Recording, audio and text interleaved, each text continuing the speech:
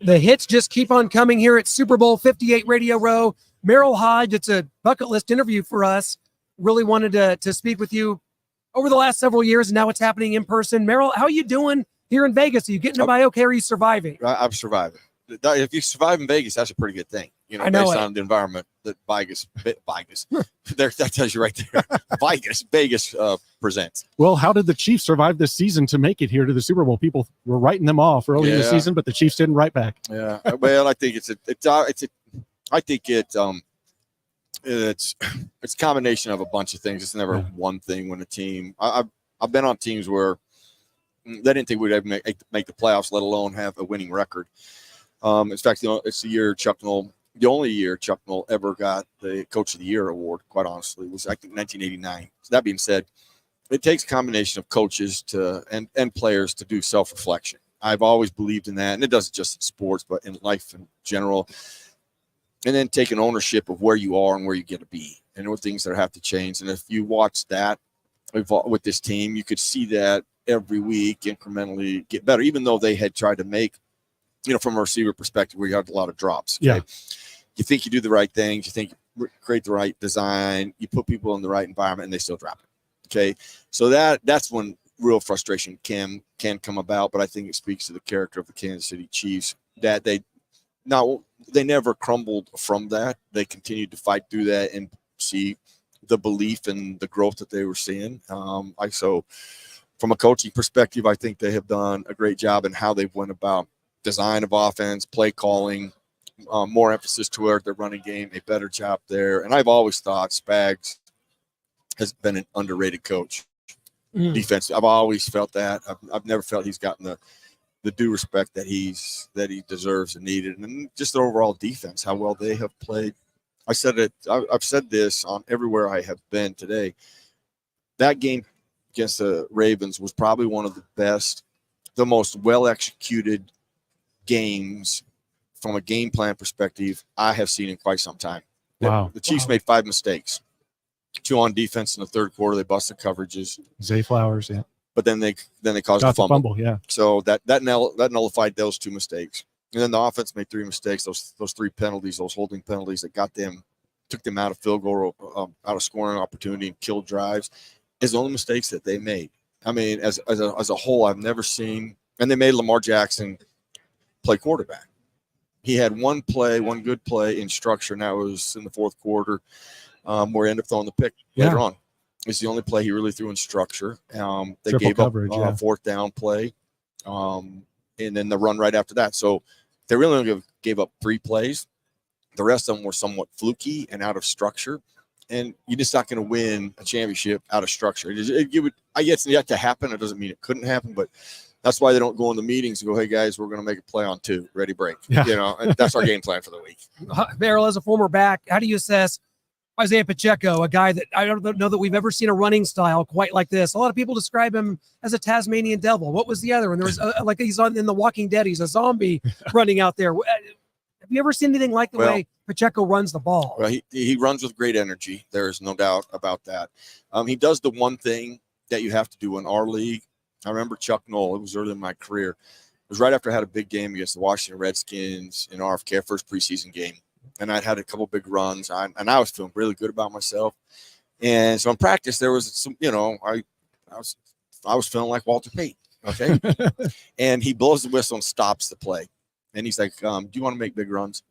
And in my head, I'm like, "Is this a trick question?" Well, yeah. And I'm like, "And why haven't you told me this sooner?" But I'm like, "Sure, yeah." He goes, "Okay, Merril, then get in the hole.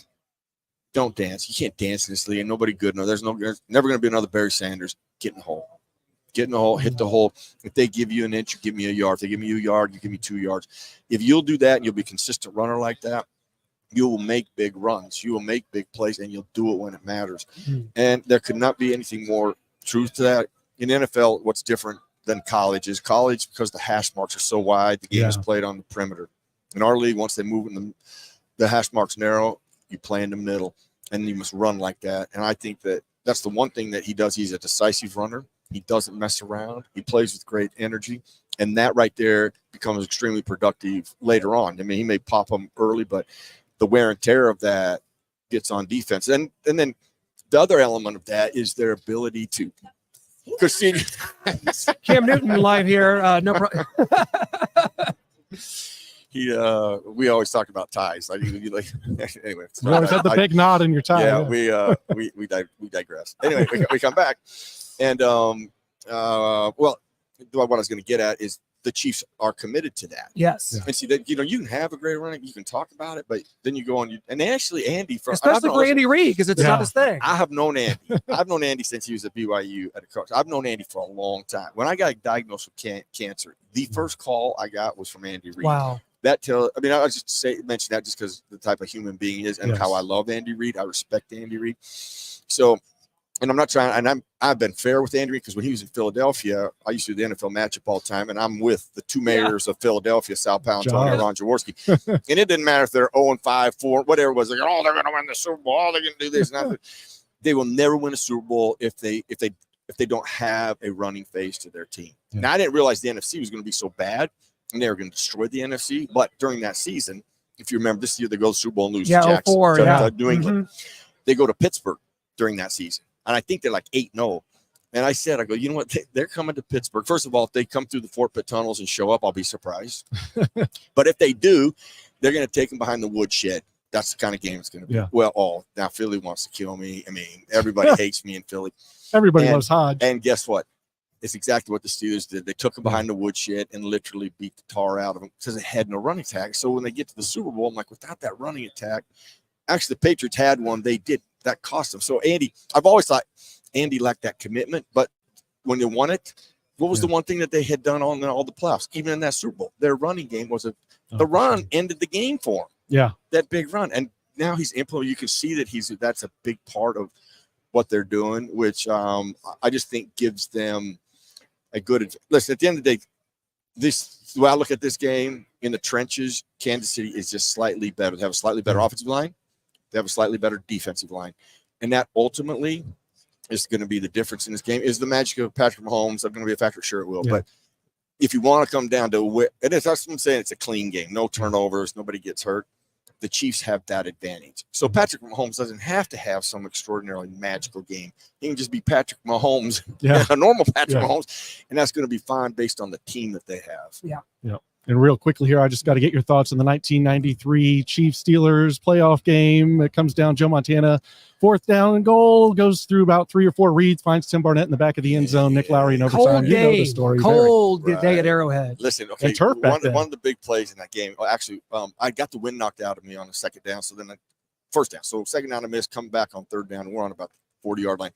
And we called this middle screen that we had put in for the Chiefs based on, because you guys had such good pass rushers. Yeah. Okay, so DT was saying, anyway, so you got a good defense overall, period. But your pressure was a way for us to neutralize that. And it's like 3rd and 11. And I'm like, in my head, I'm like, why would we call that on this down? Because we were getting roasted on it. I mean, we were doing nothing that thing. We did a middle screen. I went like 39 yards down to the 10-yard line. I remember that. And then we just started pounding them.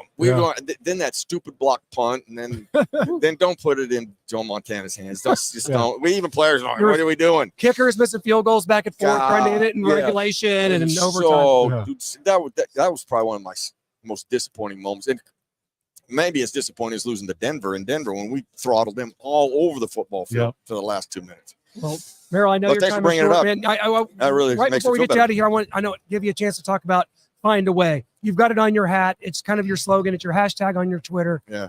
What does it mean to you, and what should it mean to all of us? Well, Find a Way has helped me live a dream and fight to live, and a lot of in between. And when I have an opportunity to speak inspirationally, people ask what the goal is, and here's the goal.